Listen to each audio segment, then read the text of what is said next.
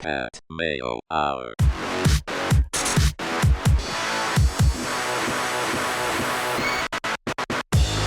Welcome to the Pat Mayo Hour UFC 209 DraftKings picks preview. And the person that I'm currently beating in the MMA Tout Master League, Cody Saftic, is here joining me. Fake news, Pat. Is that fake news? No, that's Who's real inside news. the top 10? Yeah, I am. Well, for now, it's as we all know, it's a long course. Exactly. So I can move even higher, is what you're saying. No, you'll just be moving nothing but lower from here. How upset are you guys going to be when I beat you all? Yeah, that's not gonna happen. Yeah, that's going to be a bad look for your brand. The cream rises to the top, okay? And you making foolish picks like not taking Gavin Tucker will eventually be your demise, Pat Mayo. I scored more points on that card than you did. You got what, one wrong on the whole I got card? Gavin Tucker wrong because I picked against him. Yeah, that's hilarious. I was like, he got everything right except for the guy has to be called the Newfoundland Terror and Pat's off. See, I didn't know. You told me he was from PEI. No, I was like, PEI or Newfoundland? And then you were all, oh, East Coast, everything past Quebec, no good. I was like, what about Quebec? I still stand pat by that stance. Yeah. Well, I'll tell you what, we hit the cash game last week, so that's first and foremost something very good. But you know what? We're already, this is the third month of the year, Pat, and so far, no big GPP winnings. So I know we always talk, you only got to hit one or two for the whole year, and that's pretty much fun. In fairness, we hit a big one in December. Yeah. But I'm looking to hit a big one right here, all right? And with the way that this team looks, we're leaving $1,300 on the table. Yeah, well, that's the least amount you can leave. Like, you could leave quite a few dollars. And I'm not going to lie, right? Just buyer beware, first and foremost. This is the type of card where there's a lot of 50-50s. So if you like Hunt and you don't like Overeem, and I happen to go with Overeem, take Hunt. No big deal. One of them's going to win. One of them's probably going to win. One of them's going to win. That's a hot take. Spectacular fashion. And there's no right or wrong answer. Same thing with Tyron Woodley. Tyron Woodley is extremely well priced on DraftKings this week. That being said, well, Stephen Thompson is not really that expensive anyways. So if I want Stephen Thompson, I can go with Stephen Thompson. If you're sitting at home and you're thinking, geez, I'm going to save some money and go Woodley, not a bad move either. There's going to be some close fights on this, and you could go either way. You know, it's funny. I was actually out last night having some birthday drinks with a friend, and that New York card was on. Was it 205, 206? Yeah, they're end up playing it? 205. Yeah, I watched the Wonder Boy fight again. Yes. It was a good fight. Great fight. Is going to live up to the number two? Going to live up to the hype? Well, it's hard because there's so many emotions in that fight, right? It's like, oh, he smashes him in the first round. Oh, but Thompson's working his way back in it. I remember a buddy of mine. We have a $100 bet on the fight. Going into round 4, he's like, "Yo, let me buy you for $50. You $50 right now, and we just call it a day." I was like, "I'm gonna take the 100, pal." Next thing I know, Woodley is smashing him. Oh, god damn it, why didn't I take the $50? Such is life, though. What I'm getting at is it's probably not going to be as good of a fight, but I think it's still going to be a really good fight. And once again, when you're looking at the betting line especially, this is a 50-50 fight in every sense of the word. It was a draw the last time they fought. Woodley has equal opportunity to beat Thompson as Thompson has to beat Woodley. So if they're going to give you underdog status on Woodley, you'd be a fool not to take it, and that creates issues on its own. Well, you are a fool for not taking it because you're taking Stephen Thompson at $8,400. Taking Stephen Thompson, $8,400. I guess we'll start at the cash team. No, start with GPP. I'm very curious of why you're leaving so much money on the table. Well, do you want to start at the top of the GPP? I want to start with Stephen Thompson. Okay, yeah. You think he's going to win? I think he's going to win. He's $8,400. I think he's pretty well priced. He's got 5 rounds to work with. If you look at that last fight, and you said you watched it, Stephen Thompson, Tyron Woodley nails him with a bunch of shots. In many ways, Stephen Thompson took Woodley's best shot. Not only did he take his best shot, he took his best shot 2-3 times. What we saw is that he can survive. That guillotine choke, it's deep. It's tight. Most people are thinking, oh my God, he's about to tap, but he doesn't. That takes away something from Woodley. Do you think Woodley's going to try to wrench on a guillotine again? No, because he knows the last time he had it deep and it still didn't work. It's just going to burn out gas for him. The last time he hardly even tried to wrestle. Why? Because he didn't want to burn out gas. In many ways, I think Tyron Woodley didn't have a perfect game plan. It was conserve energy, conserve energy, conserve energy, explode. And it almost won, Pat. It almost won. But what I'm getting at is I know for sure Thompson can take what Woodley can dish and he can still survive. Woodley has not experienced anything that Thompson could do because, quite frankly, Thompson didn't fight a particularly good fight the last time around. I expect him to be a little bit better shape. I expect him to... He's taken 25 minutes of fighting this man to analyze what does he do. I'm going to figure this guy out. Now, the thing is, he paid the price. He paid the price in blood. The knowledge that he acquired certainly took its toll on his body. However, I still think that knowledge is invaluable. I think he goes in here with a better game plan, as I mentioned, moves better, doesn't let that right hand catch him, doesn't let that ground and pound affect him in the first round, and I think, quite frankly, he outpoints him. If you look at that last fight, 25-minute long fight, Woodley wins definitively 7 minutes of the 25. It's those 7 minutes he dominates. But if you look at the latter 18 minutes of the fight, it's being controlled by Thompson. So I think he makes the adjustments. He doesn't get hit with the big right hand. He doesn't get taken down as effortlessly. And I think he gets the win here. For 8,400, I'm willing to take the play. 5 rounds, sign me up. So you're willing to say that in a rematch, Thompson is just much better at adjusting. He's better at making those adjustments than Woodley is. Okay, so let's look at it this way. That first round, he loses that first round. But what does he do? He makes adjustments in 2 and 3 that likely win him 2 and 3. Now in the 4th, he gets caught. This is MMA. It's going to happen, and he does get caught. Now, whereas other guys in the past, Dun Yun Kim and Robbie Lawler and Jay Huron, when they get hit by that right hand, there's no coming back. But Thompson takes the right hand. You know what he does? He wins the 5th round. At the end of the 5th round, you've got Tyron Woodley, who's tired, and Stephen Thompson, who's figured out the range, figured out the distance, figured out where to go, figured out the angle, so to speak. But now the fight's done. If they do a 6th round that same night, do you think Tyron Woodley's magically just going to get himself back in the fight? No. He was starting to go down, and Woodley and Thompson was starting to go up. The problem was you got 10-8'd, a 10-8 round in the 4th, so at best you're going to get a draw here, and that's what he got. But now if you look at this as a continuation, this is not rounds 1 to 5 anymore. It's rounds 6 to 10. I think that the knowledge that he's been able to acquire in the first meeting will, as I mentioned, be invaluable, and I think it wins the day for him. Now, that being said, if you're going to play multiple lineups, play Tyron Woodley. He's got as good of a shot as anybody. This is a 50-50 fight. But I want action on the 5-round fight, so I decide to take somebody. I'm leaning towards Thompson, and that's the guy I'm going to take. You're also taking Tony Ferguson at $7,300 over who you have listed as Russian guy. Is that because if you say his name, he might get you? No. Khabib Nurmagomedov. And no disrespect, I wrote Russian guy. It was too long. His last name was too long. It was really bunching up the sheet. So I was like, stupid printer. So I put Russian guy, figuring you would know. Didn't know it would expose me on air. But either way, I got Khabib winning this fight. But $7,300 on Tony Ferguson? I can't not take this Pat Mayo. First of all, as I always talk about, 5 rounds to deal with. But this guy's got output like you would not believe. Khabib's never lost, right? Khabib's never lost a fight, but Tony Ferguson's won 9 in a row in the UFC. And I heard he blocked Robin on Twitter.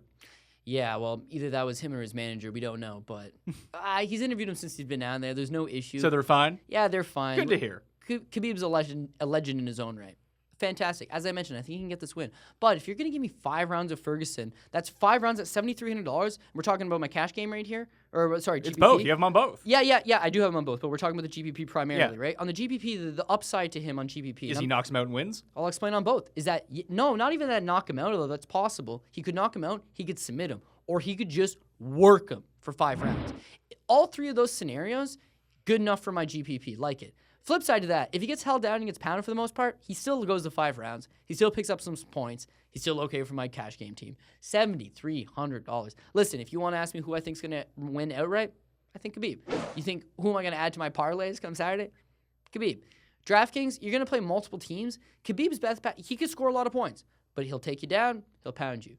Tony's all over the place. And my last point on that is the last time Tony Ferguson fought, we had him on our DraftKings team. He was fighting Rafael dos Anjos in Mexico City. Mile up in the air. He fought 5 rounds. He fought 5 hard rounds the entire time, a mile high up in the air. So not only do we know this guy can fight 25 minutes, but he can do so at a massive amount of altitude and still be okay. Khabib never fought 5 rounds in his career. So if this goes 4 and 5, we know one guy's going to be pedal to the metal, and we're not sure with the other guy. So for $7,300, I'm willing to find out, absolutely. What's the betting line on this?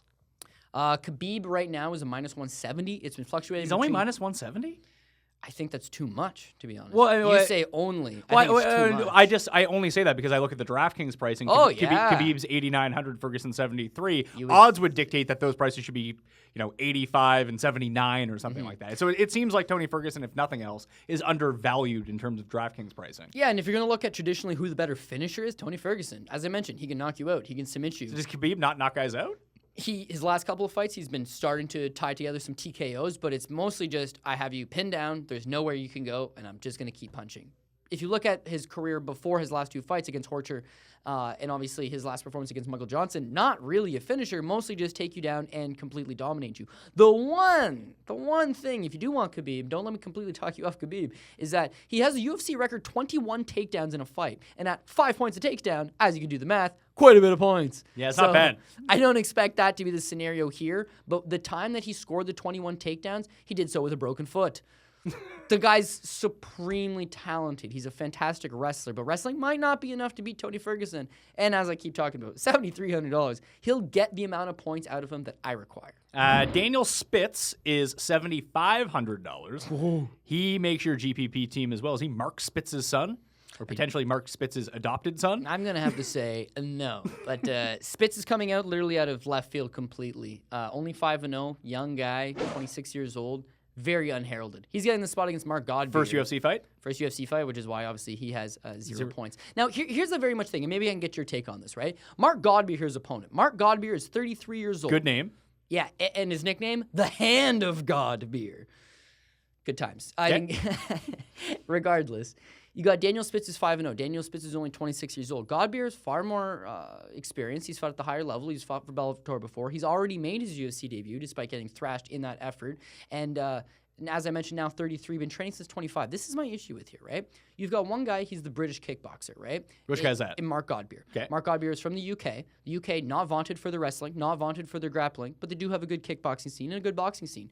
He's a big guy. He picks up MMA at the age of 25. That has to be late for any sport. Name me somebody who's just picked up a pro sport at the age of 25 and been successful at it. I'm sure there's people who have been good. Has there anybody that's been great? I don't know. Demetrius Johnson? He did not pick up MMA at 25. He's a collegiate wrestler. The guy went to college to wrestle. Who's the guy, the little guy who always knocks people out?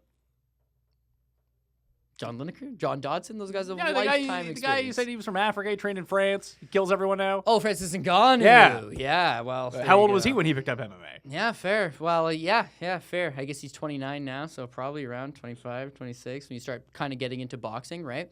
Godbeer, he's 25 years old. Yeah, I need something to get into shape, so he gets into to kickboxing, later to MMA. And by the way, I just don't think he's great. And I've seen this guy, as I mentioned, he fought in Bellator, he fought Cheick Kongo. Cheick Kongo just swarmed him, knee him to the body, put him down, beat him up. You see him on the Bama regional scene, the British regional scene, taking on a guy like Stuart Austin. Stuart Austin's landing on this guy almost at will. Now, finally, he makes his UFC debut because, hey, we're in the UK. We need a local heavyweight to take the spot. Can I guess how that went? I don't know, but I'm looking at his average DraftKings points of 2.5. Yeah, saying that did not go well for him. And not only that, he took on a pro boxer who took him down and submitted him in a minute.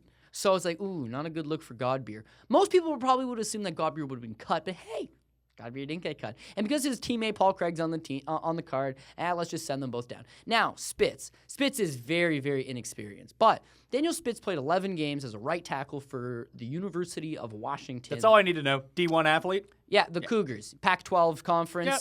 He graduates college, he's 23. He goes, I want something, I'm a competitor. I want something to keep me occupied. He moves over to probably one of the best gyms in the Washington area under Rick Little's Sick Jitsu team. And Sick Jitsu's known for their ground game. Take the guy down, pound him. Even though this guy is a work in progress, the Cougars website, the Washington State Cougars website, has him listed as 6'7", 300 pounds, right? He's gigantic. So now he's 26 years old, only 3 years experience under his belt. But I think that the size, he's not 300 anymore. He'd be 265, around 250, 265. He's really, really long. He's really, really big. And I think he can just keep Godbeer away long enough till eventually he decides, I'm going to take him down. When he takes Godbeer down, he should absolutely thrash him. $7,500, I'm gonna take it. On a GPP, I think that he takes Godbeer down, and I think he punches Godbeer out. I think he's got the better gym. I think he's got the better game plan. I think he's a better athlete. I think he's larger all around. And Godbeer is someone where I would probably pick anybody against Godbeer.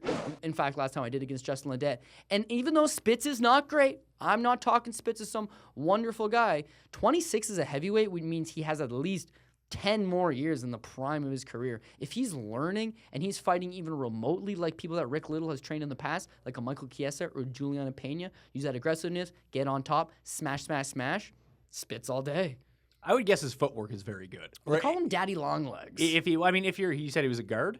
Right tackle, played O-line, 11 games too, which wasn't like he was sitting on the bench the whole time. Right tackle's not the greatest tackle. You want to be left tackles are where all the money is at. Yeah, that's what I hear. Well, most quarterbacks are right-handed. You want to protect the blind side. You got to be like Michael Orr out there. Yeah, who's Michael Orr not very good in the pros. But anyway, I was just Super Bowl, didn't he? Did he? Yeah. Was he on that Ravens team? He was on the Ravens. Yeah. He's no good. He's basically out of the league now. I think he's like a backup on the Titans. I don't know like how long you've been watching football, but do you remember Marcus Jones? He played for San Francisco. What did he play? Well, he won a Super Bowl too, and so the guy transitioned to MMA, and everyone was like, Marcus Jones. Won a I Super checked. Bowl with San Francisco. Yeah, and he so had- in like the 1994. Yeah, dude. And he has played something like 2 games. I was like, I feel lied to. Why don't we get high-end football players? Because The guy's they play big. football and make more money. Well, that's it. But this guy's big. He's athletic. He's young. He trains at a good gym. I think he'll have the game plan. How much has he progressed beyond this? Well, he has got all the time in the world to learn. So it When sounds you like this look at Godbeer tape- guy is terrible. Godbeer's terrible. Yeah. What are his betting odds then? Oh, he's the favorite. That's why I'm by shocked. like by like how much? It's pretty much even. He's like minus 120. So he's again compared to the odds, the pricing in DraftKings is way off on this one. Yeah, well, I would assume they think, well, Godbeer's just going to go in and he's more experienced and he's, I don't know, not bigger, that's for damn sure. But anyway, hey, maybe he's going to use that experience and he's going to, he's got a teammate on the card. He'll feed off that energy. He'll get the win. The thing is that Spitz never been finished. So at least as a pro, he's never been finished. He had taken some amateur fights as well. So I don't know that you can just say, well, he'll get knocked out. How do you know he'll get knocked out? And when you watch tape on him, I'm not going to lie, it's not the prettiest thing in the world. But one, it's a little while ago. Two, his last 2 fights ago, he talked about my boy Cabbage Carrera. Cabbage Carrera's got 30 fights. This guy had 3 fights. So even though he had to settle for a more or less unspectacular decision victory over Cabbage Carrera, the guy had 30 fights, right? Still a tough task. I think he's getting better every day.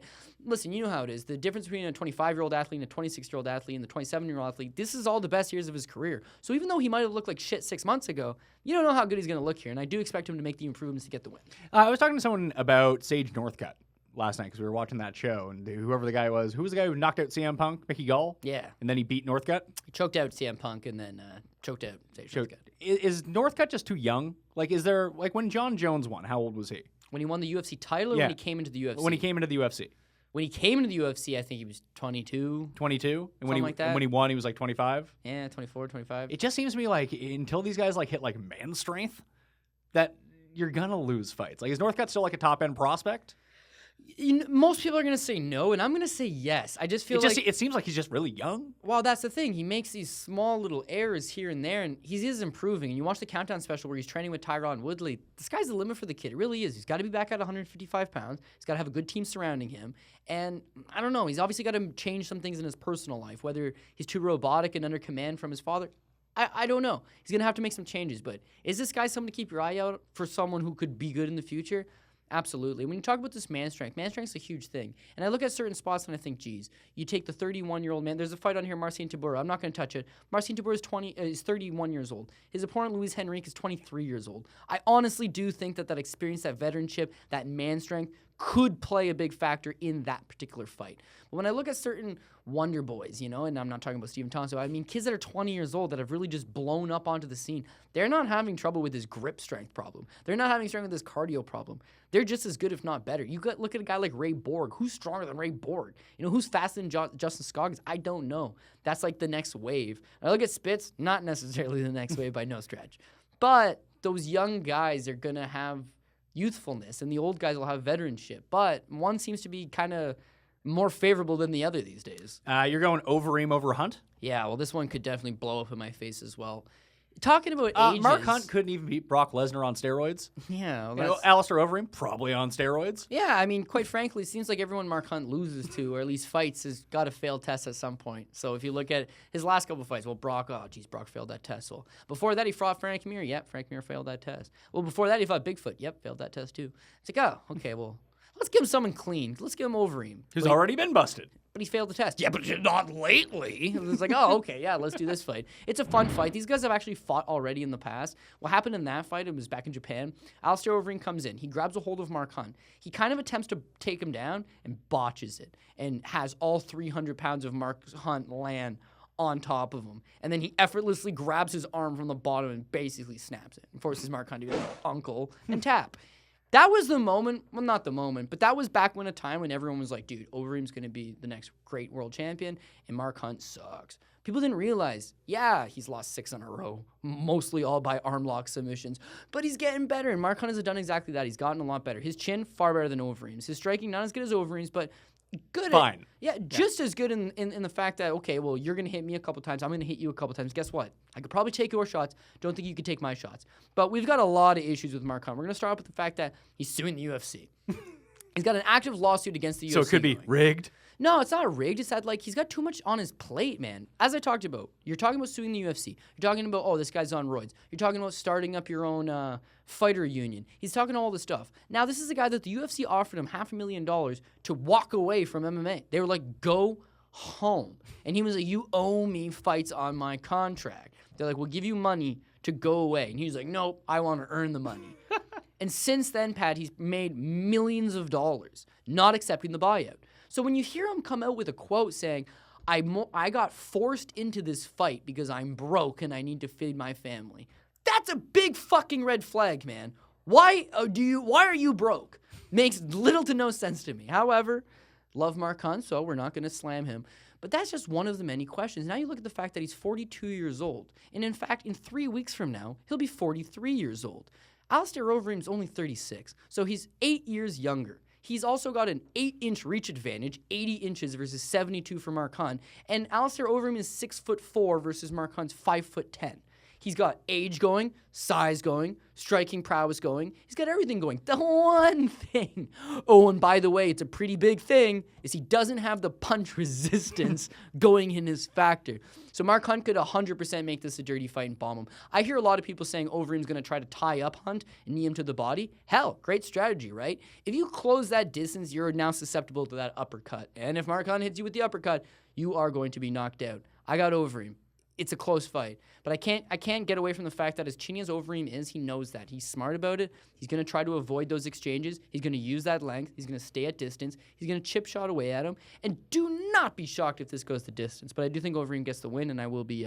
Oh, yeah, by the way, if you just like betting straight up, take the prop by decision. It's going to be outrageous. You're going to think I'm crazy. It has a decent shot at cashing. I know that sounds ridiculous, but it does. Tyson Pedro, scoring 111 DraftKings points per fight. It's the most on the card. Yeah. So the last time Tyson Pedro fought, we actually bet against him, and his opponent, Khalil Roundtree, decided to shit in the apple pie. Also, we need to stop taking that. I think we've taken that Roundtree guy twice. Oh, he won last time. Did he? Yeah, and in this fight, actually, he dropped Tyson Pedro, and then Pedro, popped back up, took him down, and submitted him. Oh, was that the one? It. Oh, I think I remember this, because I remember seeing, Dude, Roundtree hit him with... kicked some ass last time. Was that the fight in, Australia where Roundtree hit him with, the reverse kick and dropped him down? No, he just hits him with a right hand. This guy, it's in Australia. This guy goes down. He pops back up, takes Roundtree down, and Roundtree's like, oh no, I don't know how to grapple.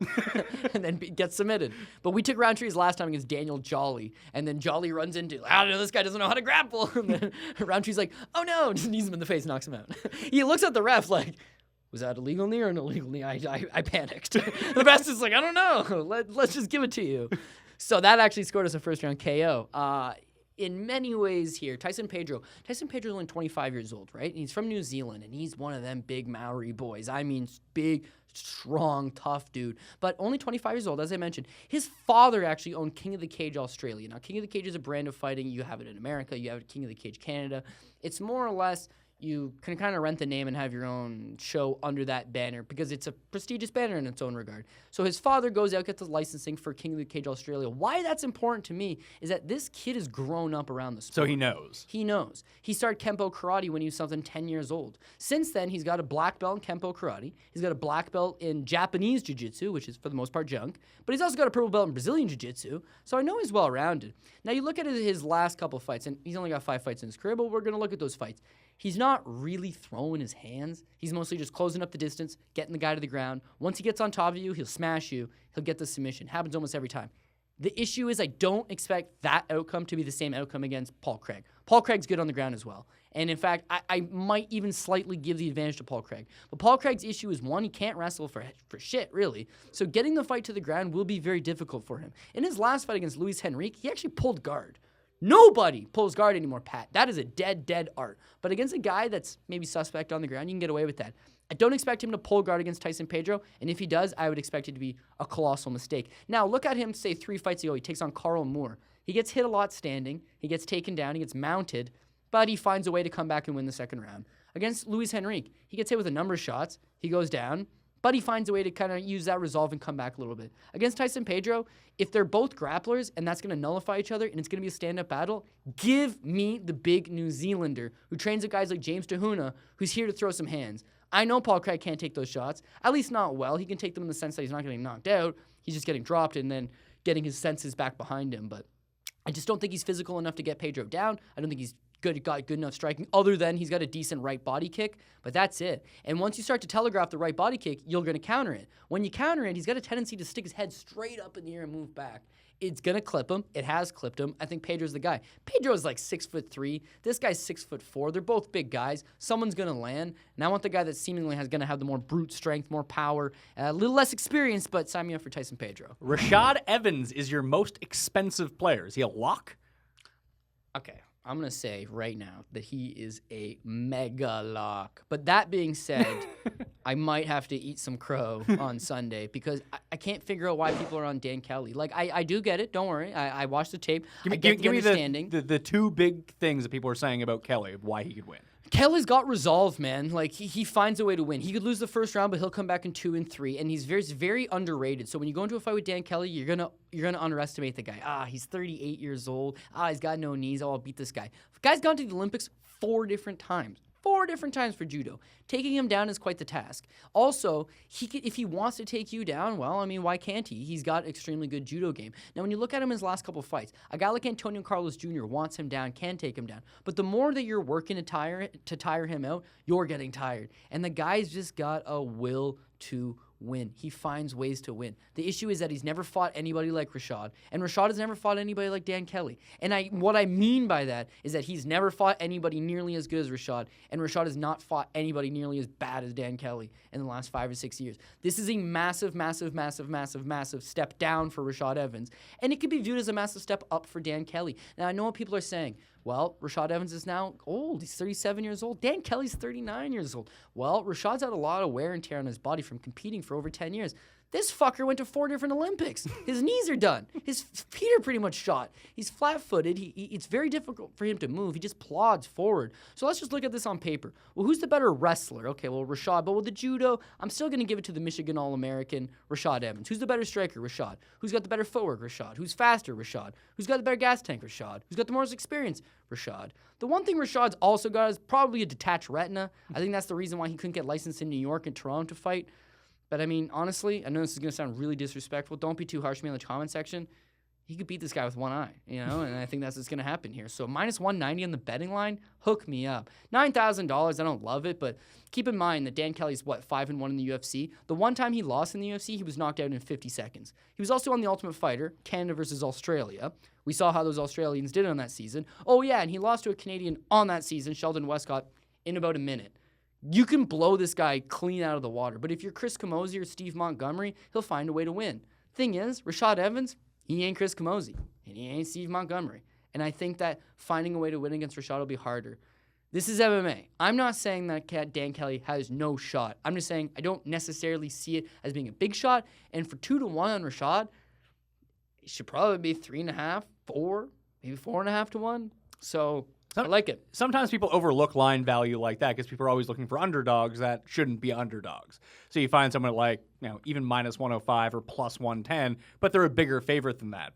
But no one really sees minus 190 and are like, oh, what great value. But it is. Yeah, and I think as well, when you're looking at like an aging champion, someone who you think, oh, this guy's not what he used to be. Right away, you're like, I'm going to fade this guy. I'm going to fade this guy the next opportunity I can. This is not the opportunity. And also, we're talking about all this and that. Rashad Evans is a former UFC champion at 205 pounds. This is the first time he's ever fought at 185 pounds. So whereas a lot of people be like, ooh, the weight cut.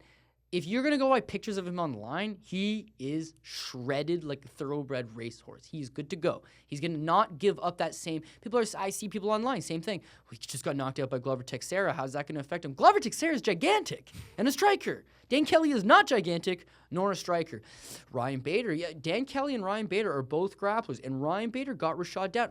Ryan Bader's gigantic. He's a bona fide 205er who's a former All-American out of Arizona. I get the other guy's a 4-time Olympian, but he's not nearly as big. He's a guy that's did judo, I think, as low as 90 kilograms at one time in the Olympics. And by the way, when I say 4-time Olympian, I think his best result was 9th, and that was in 2000. Since then, he also finished 14th, 17th, and 24th. How many people are in these fields? Well, clearly a lot, right? I mean, how the hell do you finish 24th? Like, I don't know. My buddy one time finished 7th. 1998. My buddy, I met him long after he went to the Olympics. But he finished 7th. We're like, high five. Yeah, that's kick ass. This is 24th. Like, oh. Still impressive to get to the Olympics. Impressive. But how good is Australian judo, right? Like if you're going to qualify. I suppose that's true. Is he qualifying on the Japanese judo team? Nope. Those guys are very, very good. This is different. So I don't know. I do see a path for Dan Kelly, but he has to fight a perfect fight, and Rashad would have to fight a bad fight. He'd have to fight the worst fight of his career. You've left $1,300 on on the table. Yeah, which is not ludicrous. It seems like a lot. No, I know, but it's not. It's like really not.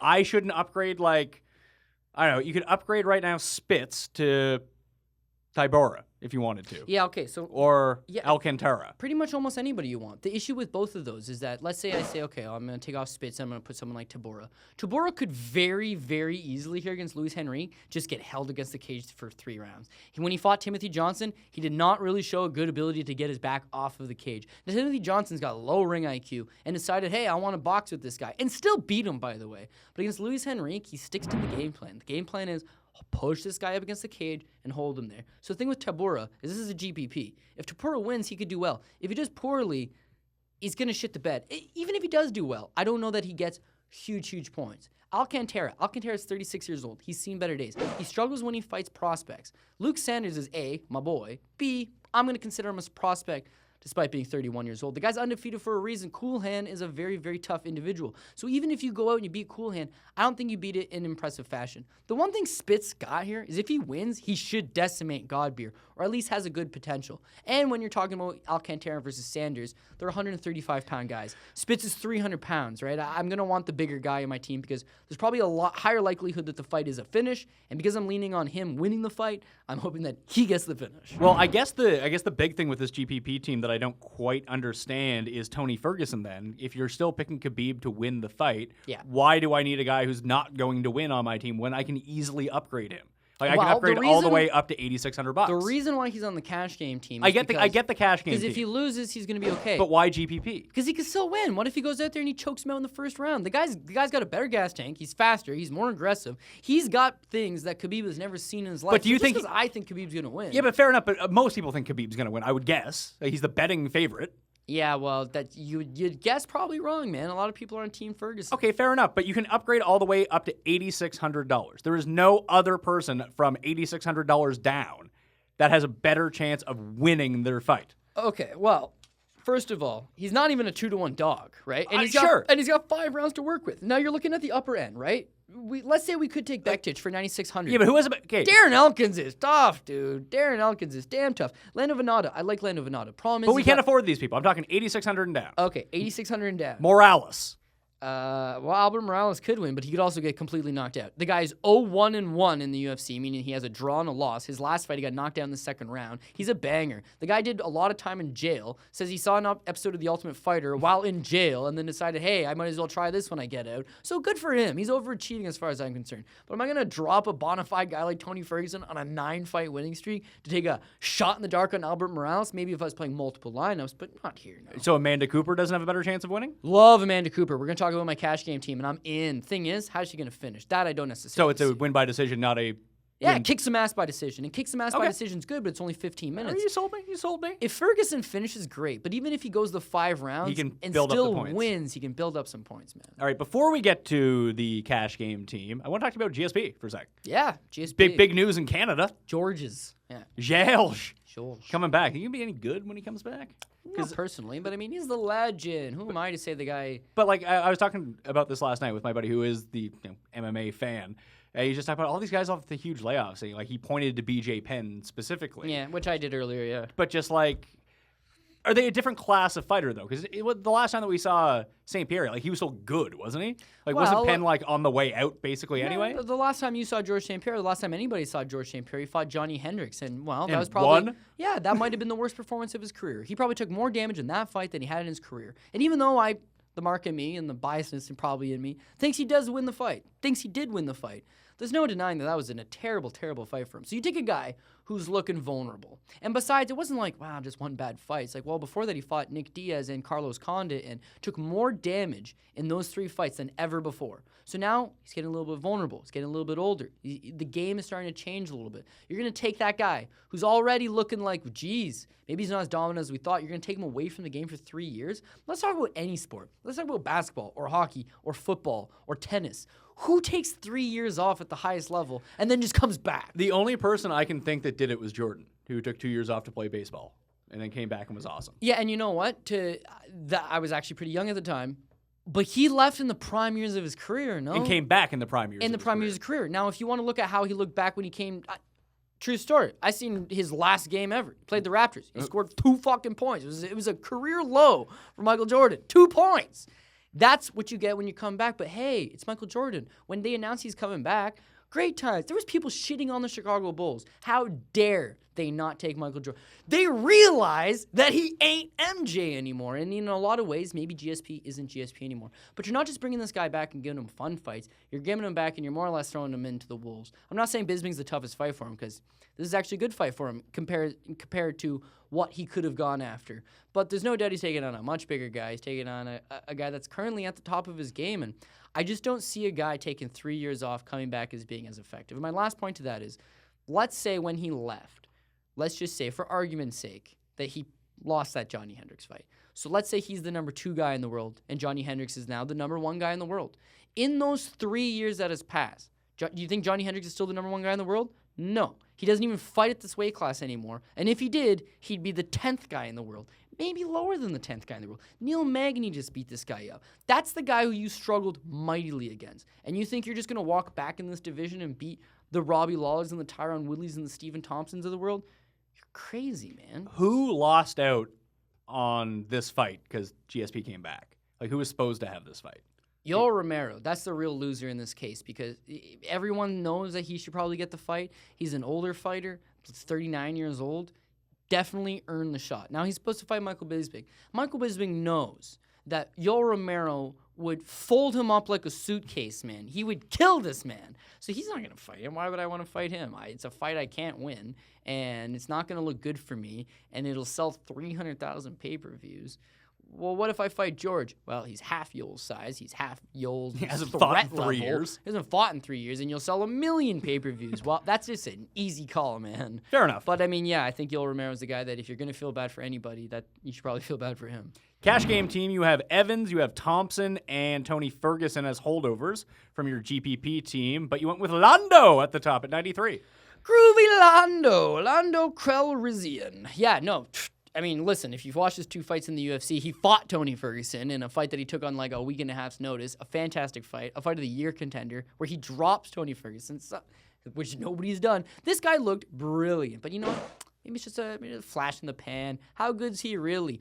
Oh, KO of the year in Toronto, knocks out John Makdessi in nasty fashion.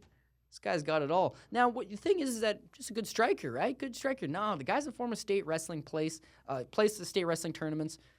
He's good, man. He trains at a high-end gym, Team Jackson Winklejohn.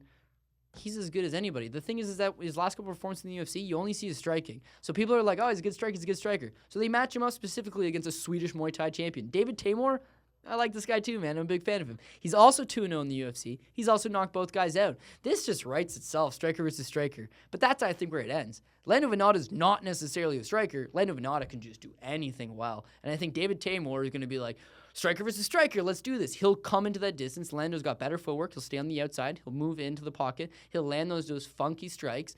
Keep everything off time, and eventually you're going to have the flat-footed Muay Thai fighter be like, I'll just close the distance. Close the distance, gets taken down. I've seen Teymur exposed on the ground before. I expect that to happen again here. The price on Lando is actually quite big. I think it's so big, and he's like a 4-1 favorite on the betting line now, 3-1. He got moved up from like 2.5 to 4 now.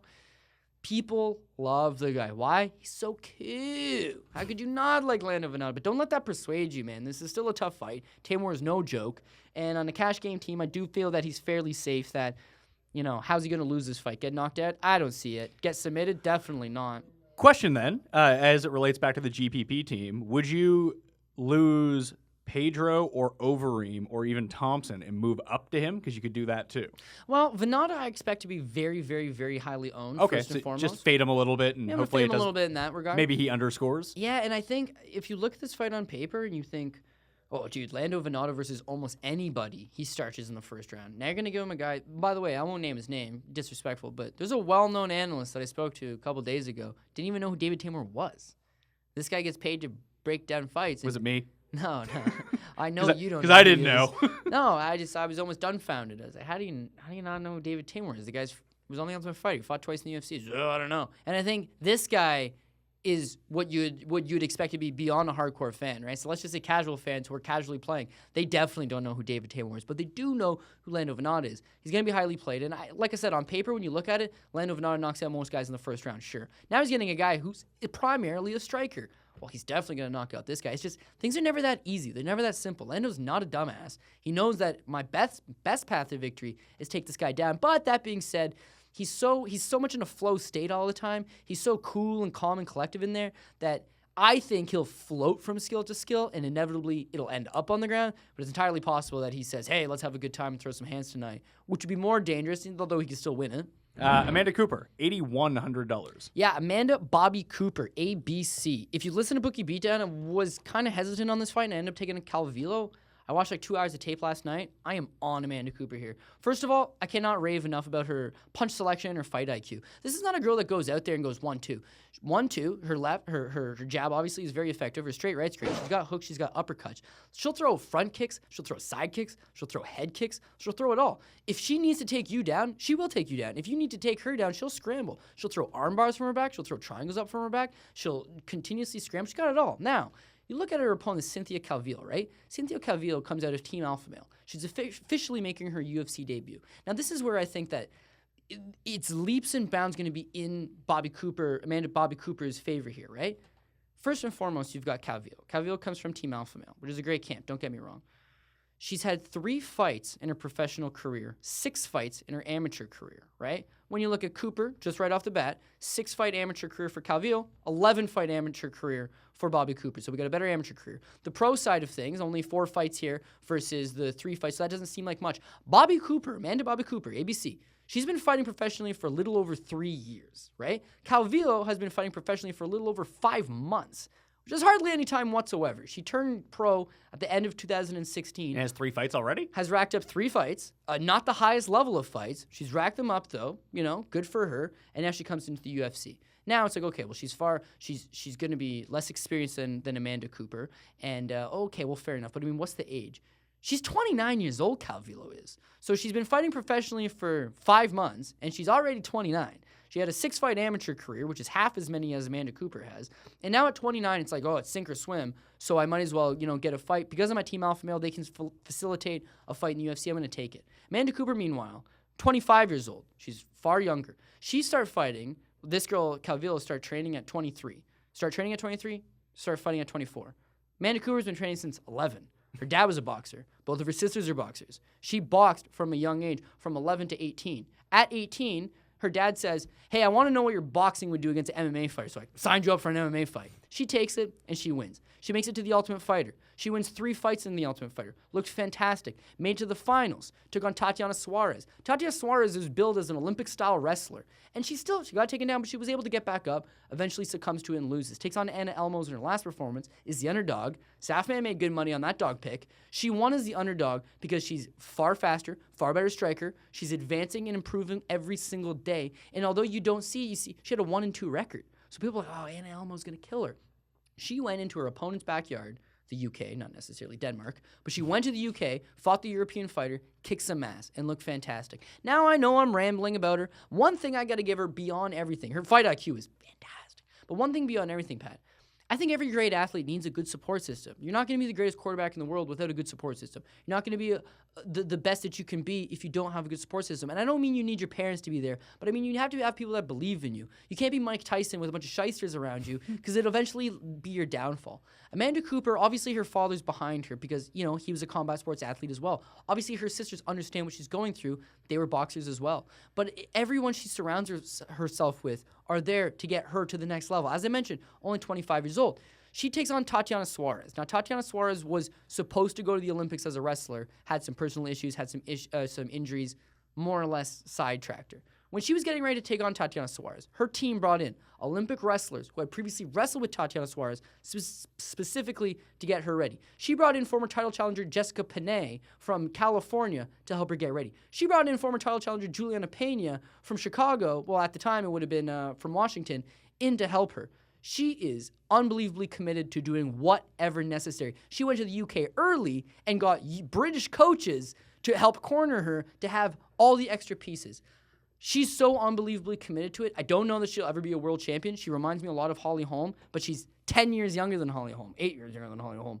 And I really think that in this spot against a girl who's got 5 months of pro experience, she's going to stuff the takedowns. She's going to beat her standing. Calvillo's a good wrestler, but she doesn't come from a wrestling background. She's literally just learned wrestling on the fly. As well for her striking, decent little leg kick, no power behind it. She likes to feint that jab, but she also keeps it low and tries to bait it. If you want to go out there and try to use a low-baited jab and outbox the former 2-time Golden Glove champion, good luck. This is a close fight. Calvillo's a slight favorite. I think Cooper pulls it out. I think Cooper does it well. The one issue is, outside of Cooper's hellacious ground and pound, don't know that she's got one-punch power standing, so I don't think it is necessarily a finish, but I think she chews her up. Maybe loses the first. Wins 2 and 3 for sure, gets the win. Okay, Luke Sanders rounds up the team at $7,600. Yeah, cool hands is far too cool. Just to make this quick for you, Iuri Alcantara, he has another brother as well, and awful. Got cut from the UFC, and that's pretty much where the similarities between the two end, because one is just far, far bigger. But Alcantara, I always think to myself, well, he's the younger of the two. No, he's actually the older brother, and he's 36 years old. When you see him fight in the UFC, if he's fighting guys that are around his age, around, that type of stature, he could probably beat them. It's when he's taking these young upstarts, these young up-and-comers, these guys that are cutting their teeth and trying to build themselves up. That's when he seems to be struggling the most, and I expect that here. I had done, as you mentioned with the BJ Penn thing, I actually had gone back to the last 25 events, and I decided to calculate how often does somebody with a 10-year pro career win a fight in the UFC. Shockingly enough, 30% of the time. If you've been fighting professionally for 10 years or more, then you can win 30% of the time in the UFC, at least according to the last 25 events, 100-plus fights. That's a very, very, very, very, very low number if you're a veteran of the sport. Now, Iuri Alcantara, what he can do is he can fight a guy like his last fight against Brad Pickett, and he looks sensational. Everyone, this guy's back. Well, Brad Pickett's also a 10-year-plus veteran. When you're fighting a 10-year-plus veteran, well, you can obviously win. Someone has to win. It's when you're taking on the younger guy. Now, I know Luke Sanders is 31. I know he's actually been fighting for quite a long time. But not 10 years? He's a spring chicken compared to Iuri Alcantara. What I mean by that is, what does he have? 10 fights to his name versus the near 30 or 40 fights that Alcantara has. It's night and day. And when you look at guys like Jimmy Rivera, which is a little too fast for him, can take him down. Frankie Saenz, I can just take this guy. I don't have to worry about his ground game. Russell Doan, for the most part, probably should have beaten him in that fight. Leandro Issa had some success in the first round. He's not blowing guys out other than Pickett, who, as I mentioned, was definitely at the tail end of his own career. So when I look at the spot, I think, geez, Sanders can get the win. Just once again, if Sanders is going to win, he's likely going to have to settle for just beating this guy up for 15 minutes. Because not a high volume score in terms of GPP, what we need, but in terms of cash game, if he can get a win at $7,600, he has to be on the team. He made his UFC debut in a spot that he was the underdog. He moved up a weight class to 145 pounds. He dropped the guy and choked him out in the very first round. He can definitely finish. I used to watch him in RFA all the time back in the day. He's got knockout power. Beyond that, when he couldn't knock out the guy, Tyrion Ware, he went 5 rounds. So I know he's got cardio. I know he's got power. He's dropping back down to 135. He'll be able to take down Alcantara. He'll be able to stay out of submissions. He'll be able to beat him up standing. He'll be able to just get the victory. But it'll be a decision victory and not the prettiest one out there. So for that, I think I like him on cash game, but I don't think I'd play him on a GPP. Let's just hope no one gets pulled off the card. Ah, that's so brutal. It's funny because when I started putting this team together, I don't know, I'd maybe hit document the last time I made a DK team and saved it, but it was Tybura. I was like, I'm going to take Tybura again. I was like, last time he was taking on big fat fatty Justin Willis. This time he's not. I'm not playing that shit. Oh, is that the one that just didn't happen? Oh, his fights start falling out. They're like this. Remember I said, I was like, the guy's 300 pounds. Yeah, he's not going to make weight. No way he's going to make weight. He didn't. So, and then Ian McCall, it's like, Ian McCall's When was the last time he fought?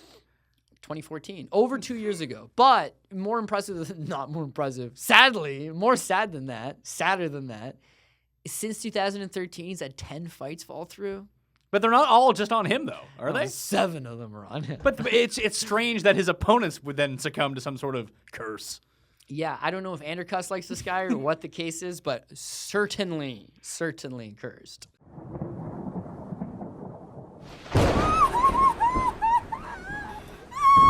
All right. Cody Saftic, check him out on the Bookie Beatdown when's it usually come out?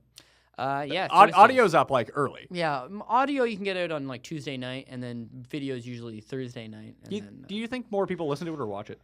I would say watch it. Here's the thing, right? Like more people, like way significantly more people listen to this show. I mean, not just like this particular show, but the Pat Mayo Hour in general via podcast form, like on their phone doing whatever. Yeah, see, I feel like your show's more of a podcast, and I say that as let's say you gotta take the bus somewhere, you're going for a walk or something. Yeah, you chuck it on, you go. There's nothing that you need to watch. You might have some graphics here and there, but there's nothing I'm saying that you need visuals for. Yeah, with you guys, you have Beatdown has. Yeah, and beyond that, listen, there's a lot of great guys out there that do their own podcasts. There's a lot of good guys that break down fights similar to what me and Paul do. So maybe it's like, well, what's the one thing that we're able to do that other people aren't? Well, use the Viz. And the other thing is, you know this, man, I'm dedicated to that product. Yeah. So I'll spend the time. And the Viz is the right Viz, always. The Viz is the right Viz. Now, I generally cut the latter half of the fight card because like I'll dig and I'll find that Viz. And by the way, if you want to see Luke Sanders, I'll pull down the 100 gig file to give you 45 seconds of Luke Sanders. That's the commitment that I got. But that's also the element that we bring that other people don't. So when people are always saying,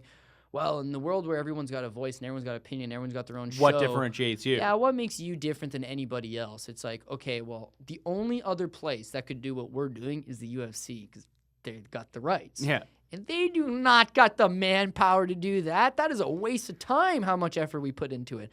But we do it because we love it, and the fans seem to like it, and the numbers are growing. And, you know, as long as every other comment is cocksucker and they're not all cocksucker, then I'm okay with it, man. So I enjoy doing it. No, it is a much better watch just because you do get that Viz. So, dude, I watched the show. We talked about this when we lived together. You're like, you gotta watch your own stuff. You have to. Yeah, absolutely. But now sometimes I'm watching, I'm like, shit, that right hand is dead. It's like I put the Viz there, right? But watching it a second time is always good. Like even last night, I'd watched the fight. I watched about half the fight or the whole fight, and then you know when they say like when you're writing, leave and come back, and then read it over and be like, oh. I come back and watch the same fight and be like, oh, Amanda Cooper's gonna take it to the bank. Well, I think it's funny too, like when you're talking about putting the Viz on and like you're doing the editing behind it, putting the editing on it and knowing what it is one thing when you're editing the whole thing. Because it's not like you're putting the Viz on, going back and watching the last 5 minutes. You're putting it on, knowing where it is. You're listening like 10 seconds, oh, the Viz goes in here. When you get to watch it as a finished product, lined up and synced up with what you're saying as a part of a real show, it probably just sways your opinion. It'll be like, oh, wow. Like I said that, but now I really see it too. Yeah, dude, I couldn't agree more. And that's why we've had it offered before. People have been like, listen, I know it's a lot of work. We'll bring you guys an intern so he can do it. It's like, this is no offense, but intern could not do it. Because quite frankly, you'd have to have a brilliant mind for it in the sense that if I just gave you a list and said, go get these guys' fights, holy shit, man. But you know, if I'm going, oh, we're talking about strikes from a certain fighter. I know that fight. Yeah, and I know the exact moment where he landed the exact set of strikes that I'm looking for. And also, if it's not there, if there's one thing that I'm looking for, like a Mirsad Bektic, I'm trying to find striking highlights. Outside of his Lucas Martins fight, doesn't really strike all that much. But I will go through the whole fight to get the one right hand that he might land. That's the dedication that I bring to it. And I just mean some intern who's you know how many interns I've had since the 5+ years that I've been here? Probably 25 interns. You know how many I've had? None. That's why I still have to edit my own show. Yeah, you better watch it. You'll be my intern pretty soon. Soon. And I'll be bringing up all the wrong people. Of the 25 guys that I've had below me, I could count on one hand certainly the amount of people who are actual fight fans. Jeff Chan? No, I had this guy back in the day. He was like, we talked about Muay Thai. Like, he watched authentic Muay Thai. It was great, man. It was great having him. But even him, at some point, was just like, oh, I'm not moving up the ranks as fast as I want. And MMA is not really my thing. I get other people, and here's the most frustrating thing. When they think that they know everything and they know nothing. Holy shit. I don't care if you know everything or nothing. It doesn't matter. You're sitting here talking to me, and I literally know nothing. But if you're and you're not a fan of the sport, but if you're a fan of the sport, I give you the time of day all day. You can approach me and talk about a fight all the time. The one thing that irks me is when they're like, oh, man, I'm the MMA guy in my group of friends. Like, oh, yeah. And I'll be like, you watching Bellator this weekend? They're like, what's Bellator? It's like, how can you be an MMA fan if you're not even watching Bellator this weekend? I remember that guy. Oh, yeah. I'm not going to name his name. Just had a kid, actually. But Did he really? yeah, he did. Oh, good for you. Congratulations. Yeah, you know what? I need that guy around here because he's the only guy in the office with worse fucking hairline than this guy. So having that fucker next to me actually made things a lot better. Well, I mean, we went to college together. I think that people probably know that if they've been watching this. But that was sort of the thing when people showed up. Like, it was a sports-specific broadcasting school. And people showed up, be like, oh, I know the most about sports of anyone I know. That was a big thing. And it turned out that they just knew nothing about sports. Yeah, like, at all. It just huge. turns out the people they hung out with do absolutely nothing. Yeah. And I they got would say- exposed pretty quickly. I always say about that school in particular, right? It was like a melting pot of just like sport aficionados. Like people got there not based on anything other than the fact that they had told mommy and daddy, I like sports, and had gotten there. And they all knew. The people had free time to watch sports. But when I got there, it was like, okay, well, who knows the most about football? Jeez, there's half a dozen people know a lot about football. And who knows the most about hockey? Well, we're in Canada, so those 25 know a lot about hockey. When it got to MMA, it was like... It was you. Yeah, it was me, right? So I was like, that's the niche. I got to work towards that. I went to that school specifically to get to fight Eric, which I did. I took an internship here. I busted my ass. I don't care what anybody says, right? Like, I worked my ass off to get to the position that I got to. And in that, you get to watch fights all day. And I love watching fights. It's fantastic, right? But that being said, yeah, I think back at CSM, and I think back at, like... It's tough, man. It's tough to, like, get your foot in. It's time to, like... Yeah, like, at the time, like, a lot of people... I was much older than a lot of people who were there. And, like, you talk about football. It's like, I ran into a whole bunch of people that knew a ton about football. Like, I was a football writer at the time. Yeah. That's what I was doing. These people knew nothing about football. No, yeah, see, that's exactly... I take a line... Like, I was writing golf, too. Like, no one knew anything about golf. Yeah, and I'm sure I'm using this out of context, and, you know... I do honestly feel it applies to me, but Dan Blazarian, I remember they asked him one time, they're like, you're a professional poker player. Yeah, professional poker player. And he described it, he goes, here's what you got to realize. If you were looking at my poker abilities in comparison to a college athlete, I'd be a good college ball player, like a decent, D1 guy. But I'm playing with guys that are playing T-ball, right? When I went to CSM, when I meet people out in the belt, listen, I'm not discrediting everybody out there. I could name you 20 shows who do a fantastic job. There's a lot of knowledgeable people out there. But in the grand scheme of things, hardly anybody knows about MMA. And if they do know about MMA... They know the top guys. Yeah, well, let's talk about Rashad Evans and Khabib, but they're not going to tell you about Daniel Spitz, and they sure as hell ain't going to tell you that he's a 6'7" right tackle out of, Washington State Cougars, Pac-12 conference. I watched them... Did you go back and watch some college tape? College football tape? No, I see watched his his lateral MMA movement? Yeah. Well, one downside is that he decisioned Cabbage Carrera, which probably shouldn't be doing that. But anyway, let's not worry about that. Let's worry about him winning. Yeah, Daniel Spitz, Daddy Longlegs, getting the job done. Cody Saftic, check him out on Twitter at Cody Saftic. You can also follow the Bookie Beatdown if you want to keep up to date on the audio podcast and when the video drops. I usually retweet it out, but at Bookie_Beatdown on Twitter, you can find it always first and foremost there and up on the Fight Network YouTube page. For me, you can follow the Pat Mayo Hour on iTunes, on Stitcher, on Google Play, on iHeartRadio, and Audio Boom for the uncut audio versions, and for the video version, always up on the Fight Network and Fantasy Sports Network YouTube pages. Plus, you can get it on Roku, you can get it on Apple TV, and all the other weird streaming services. You can find it there under the Fantasy Sports Network app. No problem. Pat Mayo, good luck this week. I'll see you next time.